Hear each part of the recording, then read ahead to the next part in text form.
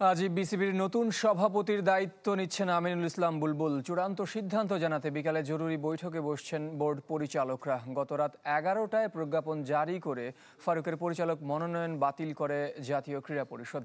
10 পরিচালকের মধ্যে 8 জনই সভাপতি পদে তার উপর আস্থা রাখতে পারেননি।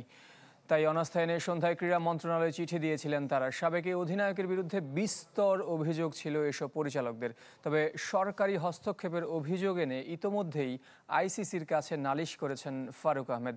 অনিয়ম পেলে বিসিবিকে নিষিদ্ধ করতে পারে আন্তর্জাতিক ক্রিকেট কাউন্সিল। এদিকে আমিনুল ইসলামকে বোর্ড সভাপতি করতে আরও আগে থেকেই চেষ্টা চালিয়ে যাচ্ছিল ক্রীড়া মন্ত্রণালয়। যে কোনো সময় ক্রীড়া পরিষদের মনোনয়ন পাবেন আমিনুল ইসলাম বুলবুল।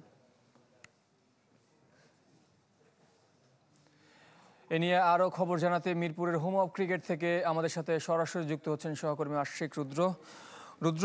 ক্রিকেট বোর্ডে চলমান সংকটে আজকে একটা সমাধান আসতে পারে। আমরা জানি যে বিকেলে নাগাদ একটা বৈঠকে বসতে পারেন বোর্ড পরিচালকরা। তার কি সবশেষ খবর আছেন এবং আমিনুল ইসলাম বুলবুল কি সত্যি আজকে আসলে দায়িত্ব নিচ্ছেন কিনা?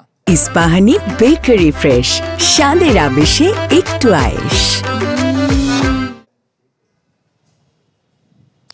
সাগর, আপনি যখন আমার সঙ্গে যুক্ত হয়েছিলেন ঠিক এই মুহূর্তে কিন্তু আমার কাছে একটা ডকুমেন্ট চলে এসেছে জাতীয় ক্রীড়া পরিষদ থেকে, যেখান থেকে আসলে বলা হচ্ছে যে আমিনুল ইসলাম বুলবুলকে তারা কিন্তু মনোনয়ন দিয়েছেন।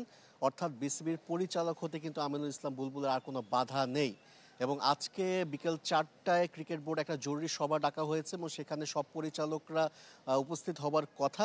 যদিও নাজমুল আবেদিন ফাহিম তিনি দেশের বাইরে আছেন, পাকিস্তানে আছেন, তিনি হয়তোবা এই সভাতে নাও থাকতে পারেন, তবে বাকি যারা আছেন তারা থাকছেন। এবং সেখানে কিন্তু বলা যেতে পারে যে একটা সবারই আসলে আমিনুল ইসলাম বুলবুলের ব্যাপারে ইতিবাচক মনোভাব আছে এবং তাকে হয়তোবা সভাপতি হিসেবেই আমরা দেখতে যেতে পারছি বা দেখতে পারবো, এমনটা আমরা এখন পর্যন্ত মোটামুটি নিশ্চিত করা যেতেই পারে।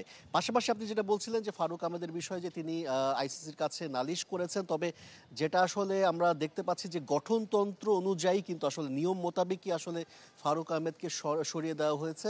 এখানে সরকারি হস্তক্ষেপের চাইতে আসলে অন্যান্য পরিচালক যারা আছেন তাদের অনাস্থার কারণে কিন্তু আসলে তাকে আর জাতীয় ক্রীড়া পরিষদ তাকে আর প্রতিনিধি হিসেবে রাখতে পারছে না, যে কারণে আসলে তাকে কিন্তু একটা স্বয়ংক্রিয়ভাবেই এখানে তাকে বাদ দেওয়া হয়েছে এবং তার পরিবর্তে যাকে আসলে মনোনয়ন দেওয়া হয়েছে আমিনুল ইসলাম বুলবুল, তাকেই হয়তোবা সভাপতি করা হবে, এটাই মোটামুটি নিশ্চিত।